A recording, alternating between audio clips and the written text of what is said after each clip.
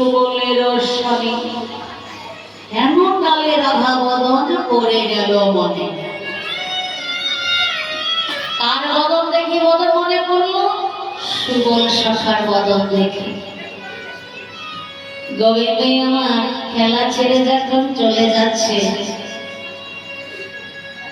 শাখাদের মধ্যে অন্তরঙ্গ মরমী শাখা হলো সুবল শাখা। এত শাখা থাকতে কোন শাখা কিন্তু গোবিন্দের অন্তরঙ্গ মরমী শাখা হতে পারে,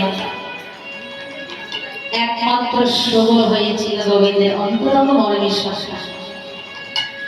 তাহলে সুবলটাকে একটু বলবো, একটু বলি এই সুবলটাকে আর কেমন করে গোবিন্দের অন্তরঙ্গ মরমী শাখা হলো সংক্ষেপে বলবো।